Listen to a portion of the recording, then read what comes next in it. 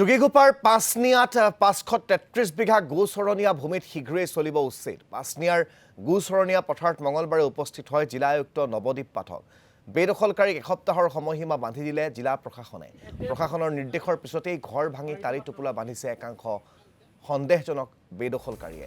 উল্লেখযোগ্য যে যোগীঘোপাৰ পাঁচনিয়া ৰাজহ গাঁৱৰ গুমাথৰ পৰ 533 বিঘা ভূমিত একাংশ সন্দেহজনক নাগৰিকে বেদখল কৰি ঘৰ দুৱাৰ সাজি স্থায়ীভাৱে বসতি কৰিবলৈ লয়।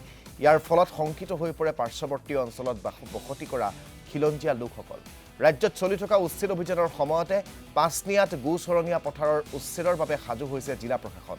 চৰকাৰ তথা প্ৰশাসনক পাঁচনিয়া উন্নয়ন সমিতিয়ে ধন্যবাদ জ্ঞাপন কৰিছে। এই সন্দৰ্ভত সবিশেষ জনাব খাদেমুল হুছেইন। ৰাজ্যত চলি আছে এতিয়া উচ্ছেদ অভিযান। তাৰ সমান্তৰালভাৱে বঙাইগাঁও জিলাৰ যোগীঘোপাত অতি কম সময়ৰ ভিতৰতে চলিব উচ্ছেদ। আৰু ইতিমধ্যে বঙাইগাঁও জিলাৰ আয়ুক্ত নৱদ্বীপ পাঠকে বঙাইগাঁও জিলাৰ যোগীঘোপাৰ যিখন মহনপুৰ গাঁও আছে, কাষতে পাঁচনিয়া গাঁও, আৰু ইয়াত যি চৰকাৰী ভূমি আছে সেই চৰকাৰী ভূমিত ইতিমধ্যে উচ্ছেদ কাৰ্য চলিবৰ কাৰণে যি মৌখিক জাননী প্ৰেৰণ কৰিছে, যাৰ ফলত কিন্তু স্থানীয় যিসকল তাত আছিল বছৰ বছৰ ধৰি আছিল সেই লোকসকলে কাষত থকা নদী কাষৰীয়া যিবোৰ পাট্টা মাটি আছে সেই পাট্টা মাটিত থাকিবলৈ লৈছে।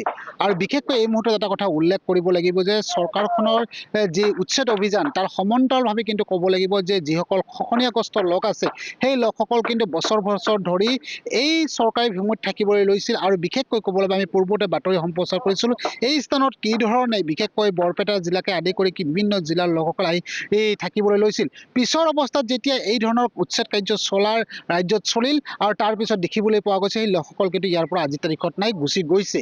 এই মুহূৰ্তত মোৰ সতীৰ্থ সজুৱে পোনে পোনে এক দৃশ্যাংশ দেখাব। এয়া হ'ল ব্ৰহ্মপুত্ৰ মানাক বেকী নৈ, যি নৈ কাষতে বিশেষকৈ কিছু পাট্টা মাটি আছে। সেই পাট্টা মাটিত কিছু লোক, যিসকল লোকৰ ইয়াত পাট্টা মাটি আছে সেই লোকসকলে কিন্তু এই লোকসকলক কিন্তু থাকিবলৈ দিছে। আৰু এই ধৰণে কিন্তু মোৰ সতীৰ্থ সহযোগী এই টিনৰ যিবোৰ চাউনি আছিল সেই চাউনিবোৰ এনেকৈ দি ভিতৰৰ অংশত এই ধৰণে থাকিবলৈ আজিৰ তাৰিখত লৈছে।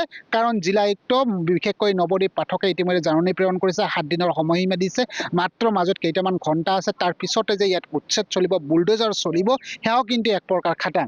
স্থানীয় যিসকল লোক আছে সেই লোকসকলৰ পৰা মই কিছু কথা জানিবৰ কাৰণে চেষ্টা কৰিম। মই স্থানীয় এগৰাকী লোক আছে, মই আপোনাৰ পৰা জানিব বিচাৰিছোঁ যে আপোনালোকে বছৰ বছৰ ধৰি ইয়াত আছে। কিমান বছৰ ধৰি ইয়াত আছে? মোটামুটি মিনিমাম 30-32 বছৰ। 30-32 বছৰ আছে। ইয়াত কি চৰকাৰী মাটিত আপোনালোকে থাকিব লগা হ'ল কিয়? আমাৰ গৰাখহনীয়াত নদীত ভাঙি গৈছে, তাৰ কাৰণে আমাৰ থাকিব লগা বাধ্য হৈ গ'ল। প্ৰকৃততে আপোনাৰ এই মাটি যে খহনীয়াগ্ৰস্ত যে হৈছিল, আপোনাৰ মাটি যে খহনীয়াৰ কবলত পৰিছে, এয়া সঁচা কথা? সঁচা কথা। তাৰপিছত আপোনালোকে চৰকাৰৰ ওচৰত আবেদন যিহেতু চৰকাৰী মাটিত আছে, আপোনালোকে পাট্টা পোৱা নাই, এই কথা অৱগত কৰাইছিলে নে চৰকাৰ বা জিলা আয়ুক্ত বা সেই সময়ত থকা মহকুমাধিপতিগৰাকীৰ সৈতে কথা পাতিছিলে নে? এতিয়া আমি ধৰক আমাৰ শিক্ষাগুৰু জাকিৰ হোসেন আছে, সেই বস্তুটো জনাইছিল চাগে, আমি গম পোৱা নাছিলোঁ। এতিয়া আপোনালোকৰ অৱস্থা কেনেধৰণৰ, কি কৰিব আপোনালোকে? আমাৰ বৰ্তমান অৱস্থা অলপ পৰিস্থিতি বহুত বেয়া, ভাল নহয় মানে। মানে কেনেকৈ ইয়াত আপোনালোকে যিসকল নদীৰ কাষৰীয়া যিসকল লোকৰ পাট্টা মাটি আছে সেই পাট্টা মাটিত থাকিবলৈ লৈছে, হয়তো আৰু কেইটামান ঘণ্টাৰ পিছত ইয়াত বুলডোজাৰ চলিব, কি ক'ব?